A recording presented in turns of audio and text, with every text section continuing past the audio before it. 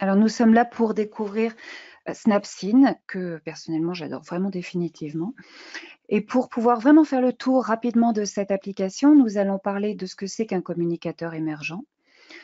Snapseed au départ est une application qui a été fabriquée pour les communicateurs émergents, mais au fil de son utilisation, on s'est rendu compte qu'il y avait d'autres fonctionnalités qui ont été prouvées en plus par la recherche sur le développement de la littératie, sur le soutien au comportement.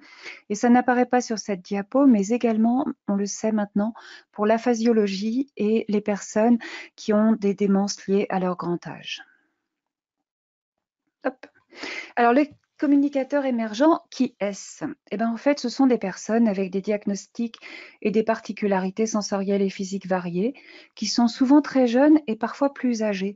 En fait, ce qui compte, c'est pas tant l'âge que ces personnes ont, mais l'endroit où elles se situent dans le continuum développemental du développement des capacités de communication. Donc, quand on est communicateur émergent, ça veut dire qu'on utilise préférentiellement le pointage, le langage corporel, les expressions du visage et les comportements. On le voit ici sur toutes ces photos tout autour. Tous les communicateurs sont très engagés par leur corps. Mais ce sont aussi des personnes qui peuvent utiliser quelques mots, quelques signes ou quelques pictogrammes pour communiquer. Et sachez qu'en général, c'est 15 au maximum.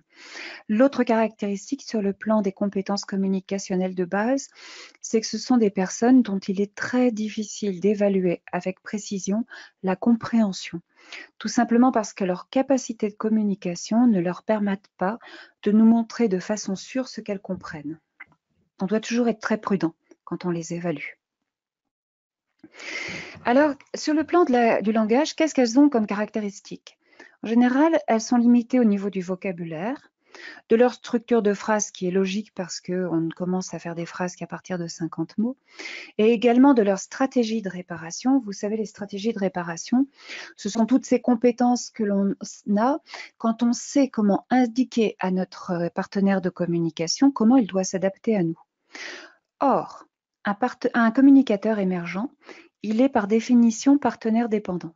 Ça veut dire qu'il a besoin d'apprendre ce que c'est que la communication et que donc il a besoin qu'on lui montre tout. Donc il ne peut pas vous montrer comment on doit faire avec lui. C'est pour ça qu'il est vraiment en difficulté avec les stratégies de réparation.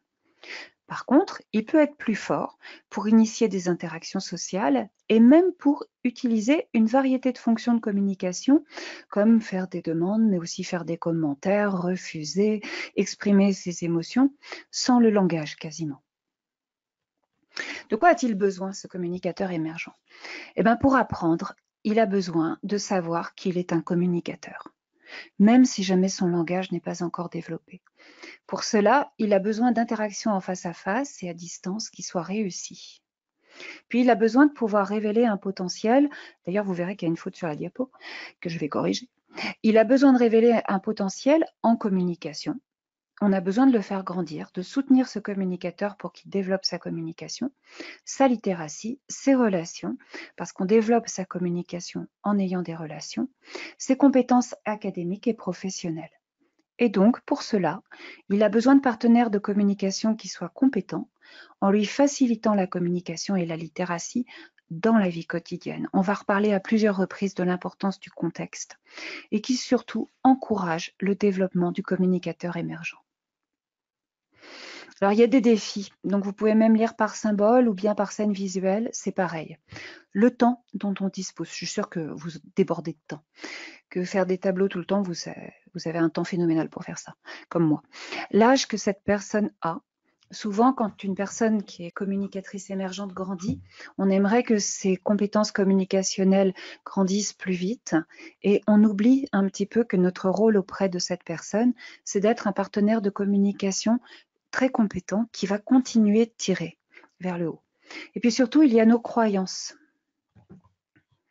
Par exemple, est-ce que la CA va l'empêcher de parler? On doit attendre? Ben non.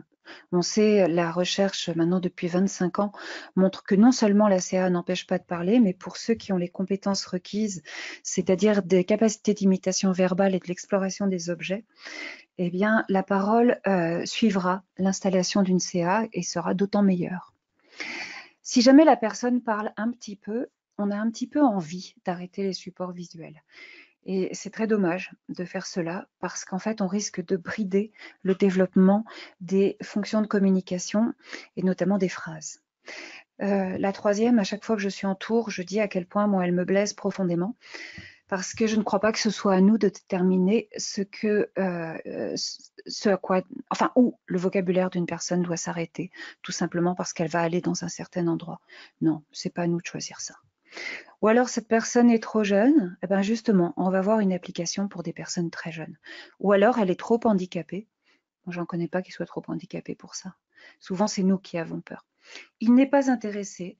Ça peut être vrai, parce que parfois on est dans des cibles de développement qui sont trop éloignées de l'endroit où se situe la personne. Et c'est là que justement il est important de lui fournir une application qui puisse soutenir la communication à l'endroit où elle se trouve.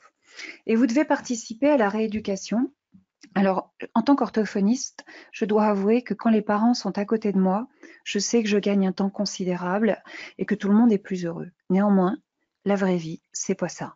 La vraie vie, c'est qu'on travaille, on a aussi des enfants, on a aussi une vie personnelle et que parfois on ne peut pas être présent à toutes les rééducations. Et qu'il est dans ce cas important d'inventer des stratégies pour pouvoir faire le lien avec les parents, pouvoir leur communiquer ce qu'il faut. Et c'est là que pouvoir partager les scènes visuelles à distance, c'est extrêmement porteur. Et il y a des fonctionnalités qui peuvent passer soit par mail, soit via votre compte MyToby Dynavox, qui peuvent vous permettre de faire le lien sans être toujours présent. Et puis enfin, la personne doit prouver qu'elle peut le faire. Alors, souvent, on parle de ce tout petit enfant auquel on va parler jusqu'à ce qu'il ait 12-18 mois. Et c'est le temps qu'il lui faut pour prouver qu'on a bien fait de lui parler pendant 12-18 mois. Et je crois que c'est très important de garder en tête cette ligne de temps, en fait, pendant laquelle on donne gratuitement. Et il faut avoir confiance en soi pour réussir à le faire, parce que c'est comme ça qu'on aide les enfants à grandir et qu'on aide les communicateurs quand ils ont des grands défis à surmonter. Il faut être patient, il faut y croire.